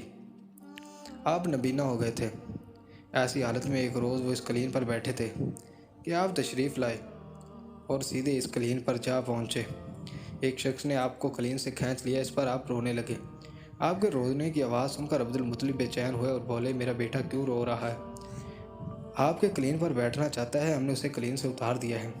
یہ سن کر عبدالمطلب نے کہا، میرے بیٹے کو قلین پر ہی بٹھا دو، یہ اپنا رتبہ پہچانتا ہے۔ میری دعا ہے کہ یہ اس رتبے کو پہنچے جو اس سے پہلے کسی عرب کو نہ ملا ہو، اس کے بعد کسی کو نہ ملے۔ اس کے بعد پھر کسی نے آپ کو قلین پر بیٹھنے سے نہیں روکا۔ ایک روز بنو مدالج کے کچھ لوگ حضرت عبدالمطلب سے ملنے کے لیے آئے۔ ان کے پاس اس وقت آپ صلی اللہ علیہ وسلم بھی تشریف فرما تھے۔ بنو مدالج کے لوگوں نے آپ کو دیکھا۔ یہ لوگ قیافہ شناس تھے۔ آدمی کا چہرہ دیکھ کر اس کے مستقبل کے بارے میں اندازے بیان کرتے تھے۔ انہوں نے عبدالمطلب سے کہا، اس بچے کی حفاظت کرے، اس لیے کہ یہ مقام ابراہیم پر جو حضرت ابراہیم علیہ السلام کے قدم کا نشان ہے، اس بچے کے پاؤں کا نشان بالکل اس نشان سے ملتا ہے۔ اس قدر مشابہت ہم نے کسی اور کے پاؤں کے نشان میں نہیں دیکھی۔ ہمارا خیال ہے کہ یہ بچہ نرالی شان کا مالک ہے، اس لیے اس کی حفاظت کرے۔ مقام ابراہیم خانہ کعبہ میں وہ پتھر ہے جس پر حضرت ابراہیم علیہ السلام کے کعبے کی تعمیر کے وقت کھڑے ہوئے تھے۔ معجزے کے طور پر اس پتھر پر ابراہیم علیہ السلام کے پیروں کے نشان پڑ گئے تھے۔ لوگ اس پتھر کی زیارت کرتے ہیں۔ یہی مقام ابراہیم ہے۔ چونکہ آپ حضرت ابراہیم علیہ السلام کی نسل سے ہیں، اس لیے ان کے پاؤں کی مشابہت آپ میں ہونا قدرتی بات تھی۔ ایک روز حضرت عبدالمطلب خانہ کعبہ میں حجر اسود کے پاس بیٹھے ہوئے تھے۔ ایسے میں ان کے پاس نجران کے عیسائی آ گئے۔ اس میں ایک پادری بھی تھا۔ اس پادری نے عبدالمطلب سے کہا، ہماری کتابوں میں ایک ایسے نبی کی علامات ہے جو اسماعیل کی اولاد میں ہونا باقی ہے۔ یہ شہر اس کے جائے پیدائش ہوگا، اس کا یہ نشانیاں ہوگی۔ ابھی یہ بات ہو رہی تھی کہ کوئی شخص آپ کو لے کر وہاں پہنچا۔ پادری کی نظر جو ہی آپ پر پڑی وہ چونک اٹھا، آپ کی آنکھیں کمر اور پیروں کو دیکھ کر وہ چلا اٹھا، وہ نبی یہی ہے، وہ یہ تمہارا کیا لگتے ہیں؟ عبدالمطلب بولے، یہ میرے بیٹے ہیں۔ اس پر وہ پادری بولا، وہ تب یہ وہ نہیں، اس لیے کہ ہماری کتابوں میں وہ لکھا ہے کہ اس کے والد کا انتقال اس کے پیدائش سے پہلے ہو جائے گا۔ یہ سن کر عبدالمطلب بولے، یہ دراصل میرا پوتا ہے، اس کا باپ انتقال اس وقت ہو گیا تھا جب یہ پیدا بھی نہیں ہوا تھا۔ اس پر پادری بولا، ہاں یہ بات ہوئی نا، آپ اس کی پوری طرح حفاظت کریں۔ عبدالمطلب کا آپسی محبت کا یہ عالم تھا کہ کھانے بیٹھتے تو کہتے، میرے بیٹے کو لے آؤ۔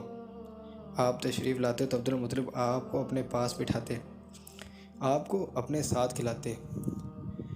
بہت زیادہ عمر والے ایک صحابی حیدر بن معاویہ رضی اللہ تعالیٰ عنہ کہتے ہیں، میں ایک مرتبہ اسلام سے پہلے جاہلیت کے زمانے میں حج کرنے کے لیے مکہ معظمہ گیا۔ وہاں بیت اللہ کا طواف کر رہا تھا۔ میں نے ایک ایسے شخص کو دیکھا جو بہت بوڑھا تھا اور بہت لمبے قد کا تھا۔ وہ بیت اللہ کا طواف کر رہا تھا اور کہہ رہا تھا، اے میرے پروردگار، میری سواری کو محمد کی طرف پھیر دے اور اسے میرا دوست بازو بنا دے۔ میں نے اسے بوڑھے کو یہ شعر پڑھتے سنا تو لوگوں سے پوچھا، یہ کون ہے؟ لوگوں نے بتایا، یہ عبدالمطلب بن ہاشم ہے۔ انہوں نے اپنے پوتے کو اپنے ایک اونٹ کی تلاش میں بھیجا ہے، وہ اونٹ گم ہو گیا ہے، اور وہ پوتا ایسا ہے، جب بھی کسی گم شدہ چیز کی تلاش میں ایسے بھیجا جاتا ہے تو وہ چیز لے کر ہی آتا ہے۔ پوتے سے پہلے یہ اپنے بیٹوں کو اس اونٹ کی تلاش میں بھیج چکے تھے، لیکن وہ ناکام لوٹ آئے تھے۔ اب چونکہ پوتے کو گئے ہوئے دیر ہو گئی ہے، اس لیے پریشان ہیں اور دعا مانگ رہے ہیں۔ تھوڑی ہی دیر گزری تھی، میں نے دیکھا آپ صلی اللہ علیہ وسلم اونٹ کو لے کر تشریف لا رہے تھے۔ عبدالمطلب نے آپ کو دیکھ کر، میرے بیٹے میں تمہارے لیے اس قدر فکر مند ہو گیا تھا کہ شاید اس کا اثر میرے دل سے نہ جائے۔ عبدالمطلب کی بیوی کا نام رکیبہ بنت ابو سیفہ تھا۔ وہ کہتی ہے کہ قریش کئی سال سے سخت قحط سالی کا شکار تھا۔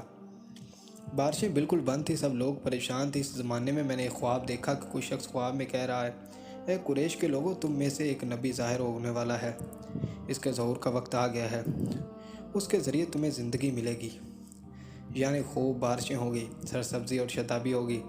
تو اپنے لوگوں میں سے ایک ایسا شخص تلاش کرو جو لمبے قد کا ہو، گورے رنگ کا ہو، اس کی پلکیں گھنی ہوں، بھنوے ابرے ملے ہوئے ہوں۔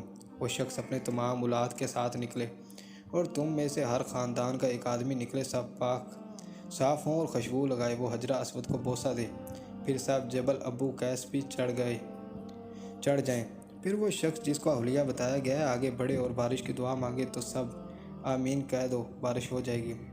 صبح ہوتے ہی رقیقہ نے اپنا یہ خواب قریش سے بیان کیا۔ انہوں نے نشانیوں کو تلاش کیا تو سب کی سب نشانیاں انہیں عبد المطلب میں مل گئیں۔ چنانچہ سب ان کے پاس جمع ہوئے اور خاندان سے ایک ایک آدمی آیا۔ ان سب نے شرائط پوری کی۔ اس کے بعد سب ابو قیس پہاڑ پر چڑھ گئے۔ ان میں نبی کریم صلی اللہ علیہ وسلم بھی تھے۔ آپ اس وقت 9 عمر تھے۔ پھر عبد المطلب آگے بڑھے اور انہوں نے یوں دعا کی: اے اللہ، یہ سب تیرے غلام ہیں، تیرے غلاموں کی اولاد ہیں، تیری باندیاں ہیں، تیرے باندیوں کی اولاد ہیں۔ ہم پر جو برا وقت آ پڑا ہے تو دیکھ رہا ہے، ہمیں مسلسل قحط سالی کا شکار ہے۔ اب اونٹ، گائیں، گھوڑے، کھچر اور گدھے سب کچھ ختم ہو چکے ہیں اور جانوروں پر بن آئی ہے، اس لیے ہماری یہ خشک سالی ختم فرما دے، ہمیں زندگی اور سرسبزی اور شادابی عطا فرما۔ اب یہ دعا مانگ ہی رہے تھے کہ بارش شروع ہو گئی۔ وادیاں پانی سے بھر گئی، لیکن اس بارش میں ایک عجیب بات ہوئی، اور وہ عجیب بات یہ تھی کہ قریش کی یہ سرابی ضرور حاصل ہوئی، مگر یہ بارش قبیلہ قیس اور قبیلہ مدر کے قریبی بستیوں میں بالکل نہ ہوئی۔ اب لوگ بہت حیران ہوئے کہ یہ کیا بات ہوئی۔ ایک قبیلے پر بارش اور آس پاس کے سب قبیلے بارش سے محروم تھے۔ تمام قبیلوں کے سردار جمع ہوئے۔ اس سلسلے میں بات چیت شروع ہوئی۔ ایک سردار نے کہا: ہم زبردست قحط اور خشک سالی کا شکار ہے، جبکہ قریش کو اللہ تعالیٰ نے بارش عطا کی اور یہ عبد المطلب کی وجہ سے ہوا ہے، اس لیے ہم سب ان کے پاس چلتے ہیں۔ اگر وہ ہمارے لیے دعا کرے تو شاید اللہ تعالیٰ ہمیں بھی بارش دے دے۔ یہ مشورہ سب کو پسند آیا۔ چنانچہ یہ لوگ مکہ معظمہ میں آئے اور عبد المطلب سے ملے، انہیں سلام کیا اور پھر ان سے کہا: اے عبد المطلب، ہم کئی سال سے خشک سالی کے شکار، ہم آپ کی برکت کے بارے میں معلوم ہے، اس لیے مہربانی فرما کر آپ ہمارے لیے بھی دعا کریں، اس لیے کہ اللہ نے آپ کی دعا سے قریش کو بارش عطا کی۔ ان کی بات سن کر عبد المطلب نے کہا: اچھی بات ہے، میں کل میدان عرفات میں آپ لوگوں کے لیے بھی دعا کروں گا۔ دوسرے دن صبح سویرے عبد المطلب میدان عرفات کی طرف روانہ ہوئے۔ ان کے ساتھ دوسرے لوگوں کے علاوہ ان کے بیٹے اور اللہ کے رسول صلی اللہ علیہ وسلم بھی تھے۔ عرفات کے میدان میں عبد المطلب کے لیے ایک کرسی بچھائی گئی، وہ اس پر بیٹھ گئے۔ نبی کریم صلی اللہ علیہ وسلم کو انہوں نے گود میں بٹھا لیا۔ پھر انہوں نے ہاتھ اٹھایا کہ یوں دعا کیا: اللہ، چمکنے والی بجلی کے پروردگار اور کڑکنے والی گرج کے مالک، پالنے والوں کے پالنے والے اور مشکلات کو آسان کرنے والے، یہ قبیلہ قیس اور قبیلہ مدر کے لوگ ہیں، یہ بہت پریشان ہیں، ان کی کمریں جھک گئی ہیں، یہ تو اس سے اپنی لاچاری اور بے کسی کی فریاد کرتے ہیں اور جان و مال کی بربادی کی شکایات کرتے ہیں۔ بس اے اللہ، ان کے خوب برسنے والے بادل بھیج دے اور آسمان سے اس کے لیے رحمت عطا فرماتے ہیں کہ ان کی زمینیں سرسبز ہو جائیں، ان کی تکلیف دور ہو جائیں۔ عبد المطلب ابھی یہ دعا کر ہی رہے تھے کہ ایک سیاہ بادل آیا، عبد المطلب کی طرف آیا اور اس کے بعد اس کے رخ قبیلہ قیس اور بنو نذر کی بستیوں کی طرف ہو گیا۔ یہ دیکھ کر عبد المطلب نے کہا: اے گروہ قریش مضر، جاؤ، تمہاری سرابی حاصل ہو گئی ہے۔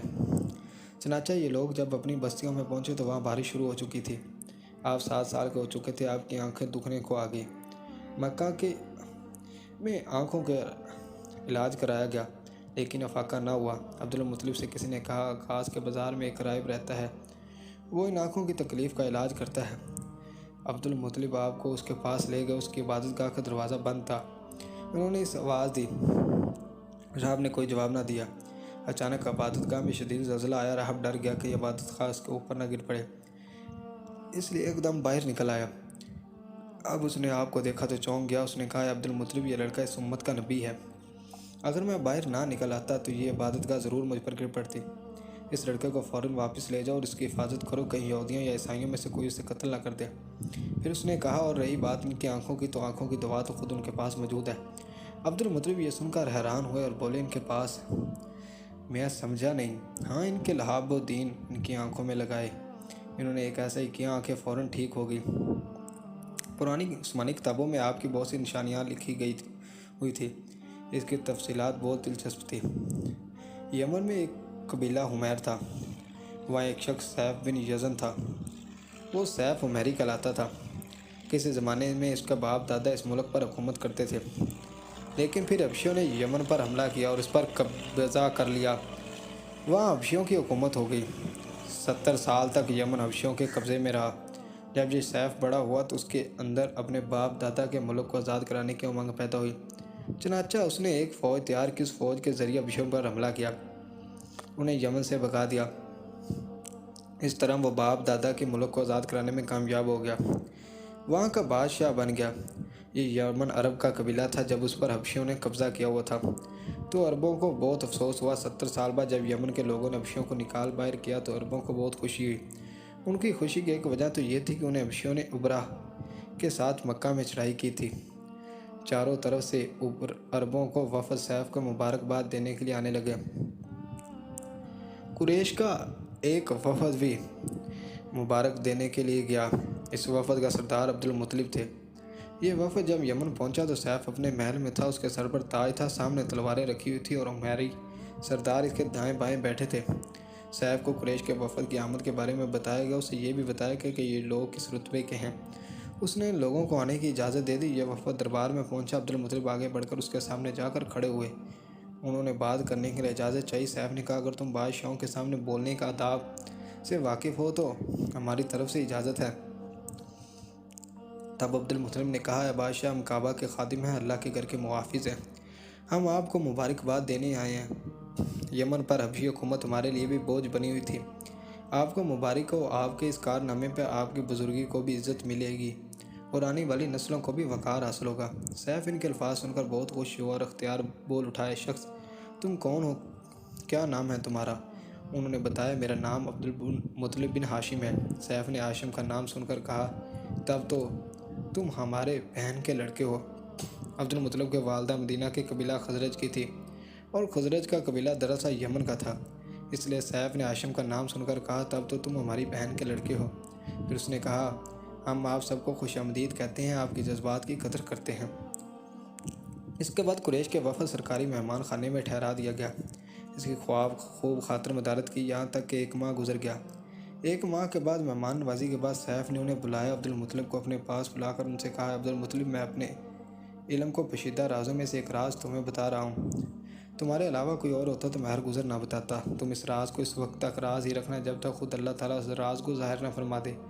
ہمارے پاس ایک پوشیدہ کتاب ہے، وہ پوشیدہ رازوں میں ایک خزانہ ہے، ہم دوسروں سے اس کو چھپا کر رکھتے ہیں۔ میں نے اس کتاب میں ایک بہت عظیم و شان خبر اور ایک بڑے خطرے کے بارے میں پڑھ لیا ہے اور وہ آپ کے بارے میں ہے۔ عبد المطلب یہ سن کر حد درجے حیرت زدہ ہوئے اور پکار اٹھے، میں سمجھا نہیں، آپ کہنا کیا چاہتے ہیں؟ سنو عبد المطلب، جب تہامہ کی وادی یعنی مکہ میں ایسا بچہ پیدا ہو جس کے دونوں کندھوں کے درمیان بالوں کا گچھا یعنی مہر نبوت ہو تو اسے امامت اور سرداری حاصل ہوگی اور اس کی وجہ سے تمہیں قیامت تک کے لیے اعزاز ملے گا، عزت ملے گی۔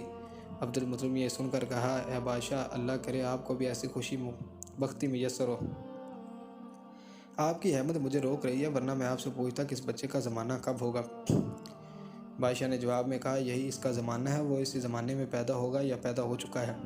اس کا نام محمد ہوگا، اس کا والدہ کا انتقال ہو جائے گا، اس کے دادا اور چچا اس کی پرورش کریں گے، ہم بھی اس کے آرزو مند رہیں گے، یہ بچہ ہمارے لیے پیدا ہو، ہمارے ہاں پیدا ہو۔ اللہ تعالیٰ اس کھلے عام ظاہر فرمائے گا اور اس کے لیے ہم میں سے یعنی مدینہ کے قبیلے خزرج میں اس نبی کے پروردگار بنائے گا۔ ہم میں سے اس نے اس لیے کہا کہ خزرج اصل میں یمن کے لوگ تھے، اس کے ذریعے اس نبی کے خاندان اور قبیلے والوں کو عزت حاصل ہوگی اور ان کے ذریعے ان کے دشمنوں کو ذلت ملے گی اور ان کے ذریعے وہ تمام لوگوں سے مقابلہ کریں گے اور ان کے ذریعے زمین کے اہل علاقہ فتح ہو جائے گی۔ وہ نبی رحمان کی عبادت کریں گے، شیطان کو دھمکائیں گے، آتش کدوں کو ٹھنڈا کریں گے یعنی آگ کے پجاریوں کو مٹائے گا، بتوں کو توڑ ڈالے گا، اس کی ہر بات آخری فرمان ہوگی، اس کے احکامات انصاف والے ہوں گے، وہ نیک کاموں کا حکم دے گا، خود بھی ان پر عمل کرے گا، برائیوں سے رکے گا اور روکے گا اور ان کو مٹا ڈالے گا۔ عبد المطلب نے سیف بن یزن کی دعا دی، پھر کہا، کچھ اور تفصیل بیان کی، بات ڈھکی چھپی اور علامتیں پوشیدہ ہیں، مگر اے عبد المطلب، اس میں شبہ نہیں کہ تم اس کے داتا ہو۔ عبد المطلب یہ سن کر فوراً سجدے میں گر گیا اور پھر سیف نے ان سے کہا، اپنا سر اٹھاؤ، اپنی پیشانی اونچی کرو اور مجھے بتاؤ، جب کچھ میں نے تم سے کہا ہے کیا تم ان میں سے کوئی علامت اپنے ہاں دیکھتے ہو؟ اس پر عبد المطلب نے کہا، ہاں، میرا ایک بیٹا تھا، میں نے اسے بہت چاہتا تھا، میں نے ایک شریف اور معزز لڑکی آمنہ بنت وہب عبد المناف سے اس کی شادی کر دی، وہ میری قوم کے انتہائی باعزت اور خاندان سے تھی۔ اس نے میرے بیٹے کے ہاں ایک لڑکا پیدا ہوا، میں نے اس کا نام محمد رکھا، اس کا بچے کا باپ اور ماں دونوں فوت ہو چکے ہیں اور میں اس کا چاچا عبد الطالب اس کی دیکھ بھال کرتے ہیں۔ اب سیف نے ان سے کہا، میں نے تمہیں جو کچھ بتایا وہ واقعہ اس طرح ہے، اب تم اپنے پوتے کی حفاظت کرو، ایسے یہودیوں سے بچاؤ، اس لیے کہ وہ اس کے دشمن ہے، اور یہ بات ہے کہ اللہ تعالیٰ ہر گزر ان لوگوں کو ان پر قابو نہیں پانے دے گا، اور میں جو کچھ آپ کو بتایا اس کو اپنے قبیلے والوں سے ذکر نہ کرنا، مجھے ڈر ہے ان کی باتوں کی وجہ سے ان لوگوں میں حسد اور جلن نہ پیدا ہو جائے۔ یہ لوگ سوچ سکتے ہیں کہ یہ عزت اور بلندی آخر انہیں کیوں ملنے والی ہے۔ یہ لوگ ان کے راستے میں رکاوٹیں کھڑی کریں گے۔ اگر یہ لوگ اس وقت تک زندہ نہ رہے تو ان کی اولادیں یہ کام کریں گی۔ اگر مجھے یہ معلوم ہوتا کہ اس نبی کا ظہور ہونے سے پہلے ہی مجھے موت آئے گی تو میں اپنے اونٹوں اور قافلوں کے ساتھ روانہ ہوتا اور ان کے سلطنت کے مرکز یثرب پہنچتا، کیونکہ میں نے اس کتاب میں یہ بات پاتا ہوں کہ شہر یثرب اس کی سلطنت کا مرکز ہوگا، ان کی طاقت کا سرچشمہ ہوگا، ان کی مدد اور نصرت کا ٹھکانہ ہوگا، ان کی وفات کی جگہ ہوگی، اور انہیں دفن بھی یہیں کیا جائے گا۔ اور ہماری کتاب پچھلے علوم سے بھری پڑی ہے۔ مجھے پتہ ہے اگر میں اسی وقت اس کی عظمت کا اعلان کروں تو خود ان کے لیے میرے لیے خطرات پیدا ہو جائیں گے۔ یہ ڈر نہ ہوتا تو میں اسی وقت اس کے بارے میں یہ تمام باتیں سب کو بتا دیتا، عربوں کے سامنے ان کی سربلندی اور اونچے رتبے کی داستانیں سنا دیتا۔ لیکن میں نے یہ راز تمہیں بتایا ہے، تمہارے ساتھیوں میں سے بھی کسی کو نہیں بتایا۔ اس کے بعد اس نے عبدالمطلب کے ساتھیوں کو بلایا۔ میں نے ہر ایک کو 10 حبشی غلام، 10 حبشی باندیاں، 10 اور دھاری دار یمنی چادریں اور بڑی مقدار میں سونا چاندی، 100 اونٹ اور عنبر کے بڑے بڑے ڈبے دیجیے۔ پھر عبدالمطلب کو اس سے 10 گنا زیادہ دیا اور بولا، سال گزرنے کے بعد میرے پاس ان کی خبر لے کر آنا اور ان کے حالات بتانا۔ سال گزرنے سے پہلے ہی اس بادشاہ کا انتقال ہو گیا۔ عبدالمطلب اکثر اس بادشاہ کا ذکر کیا کرتے تھے کہ آپ کی عمر 8 سال کی ہوئی تو عبدالمطلب کا انتقال ہو گیا۔ اس طرح ایک عظیم سرپرست کے ساتھ چھوٹ گیا۔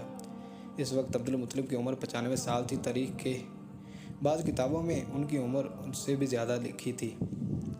جس وقت عبدالمطلب کا انتقال ہوا آپ ان کی چارپائی کے پاس موجود تھے۔ آپ رونے لگے۔ عبدالمطلب کے ہجون کے مقام پر اس کے دادا قصہ کے پاس دفن کیا گیا۔